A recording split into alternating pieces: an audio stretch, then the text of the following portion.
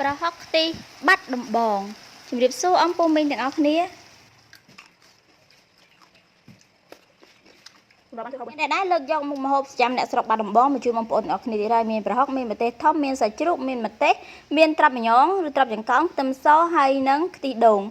តើបងប្អូនដំបងឡើយខ្ញុំច្រាំសាច់ជ្រូករបស់ខ្ញុំឲ្យមកមុខទៀតត្រីឆ្អើបងប្អូនប៉ុន្តែខ្ញុំអត់មានត្រីឆ្អើទេគឺខ្ញុំធ្វើតែប៉ុណ្្នឹងឯងខ្ញុំក៏ច្រាំសាច់សម្រាប់ប្រៃខ្ញុំក៏គាត់ជួយបុកគ្រឿងបុកអីចឹងទៅដោយសារខ្ញុំធ្វើពីល្ងាចសម្រាប់ទុកដល់ព្រឹកគ្រឿងផ្សំដែលយើងធ្វើវាកប៉ិកកប៉ុកប៉ុន្តែវាយូរកាលមែនតើបងប្អូនមានបុកគ្រឿងមានហាន់គ្រឿងមានច្បាច់ខ្ទិះមានកច្រាំសាច់កច្រាំប្រហុកមានលីងត្រាប់លីងអីចឹងទៅហើយជាកិច្ចដំបូងនេះគឺខ្ញុំដាក់ខ្ទះដាក់ខ្លាញ់ទៅបងប្អូនចាក់ម្ទេសជាមួយនឹងត្រាប់ម្ញងនេះដាក់ចូលទៅមុនឲ្យវារីងឆ្អិនបន្តិចសិនបានខ្ញុំចាក់គ្រឿងចូលបន្ទាប់ពីដាក់គ្រឿងដាក់អីហើយដាក់ម្ទេសធំបងប្អូនបើសិនជាចូលចិត្តពណ៌ដិតបងប្អូនដាក់ពណ៌ម្ទេសធំម្ទេសក្រៀមយើងនឹងឲ្យច្រើនទៅតែសម្រាប់ខ្ញុំ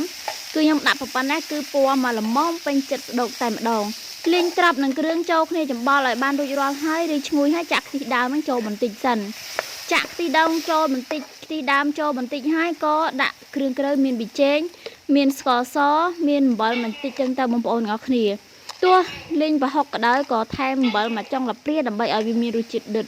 ហើយឆ្ងាញ់បងប្អូនវិញតាពេលដែលលេងប្រហុកហ្នឹងដាក់ថែមអំបិលអត់ខ្ញុំរកដងអត់ដែរទេបងប្អូនតែដោយសារ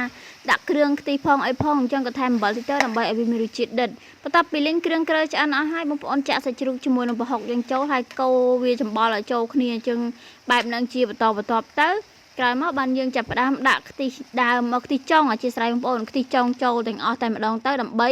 រងាស់ប្រហុកជាមួយនឹងសាច់ជ្រូកយើងឲ្យឆ្អិនហើយ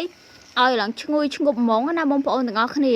រងាស់រហូតតាន់តែរីងទឹកហើយបានខ្ញុំចាក់ខ្ទិះដើមនឹងចូលទាំងអស់តែម្ដងចំពោះមុខម្ហូបប្រភេទនេះបងប្អូនងាយស្រួលធ្វើប៉ុន្តែវាយូរបន្តិចដោយសារគ្រឿងក្រូចវាច្រើនអញ្ចឹងណាហើយបើសិនជាជីកកាត់ឃើញគេធ្វើលក់បងប្អូនទិញទៅមកបន្តិចតួចនឹងធ្វើខ្លួនឯងហត់ណាក្រោយពីយើងបានចាក់ខ្ទិះដើមរួចរាល់អស់ហើយបងប្អូនភ្លក់មើលមកល្មមរួចរាល់តែម្ដងឥឡូវដល់វគ្គភ្លក់ឲ្យបងប្អូនទាំងអស់គ្នាទស្សនាស្ដាប់តិចសិនបងប្អូនទាំងអស់គ្នាថ្ងៃនេះខ្ញុំបានប្រហុកខ្ទិះនេះ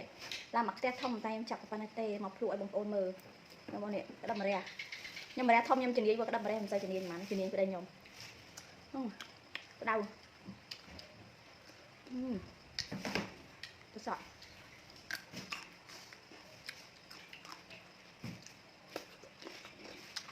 សម្រាប់បានធ្វើហូបម្ហូបនេះជាម្ហូបដែលចោះបាយបំផុតឲ្យបងប្អូនចោះបាយអត់ដឹងខ្លួនហ្មងហើយបន្លែប្លុកបានស្រស់បាន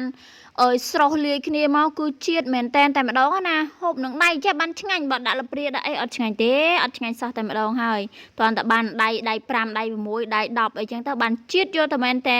ចាបងប្អូនទាំងអស់គ្នាសម្រាប់វីដេអូមានតែប៉ុណ្្នឹងឯងកុំភ្លេចធ្វើសាកហូបទាំងអស់គ្នាបាយបាយជម្រាបលាអរគុណ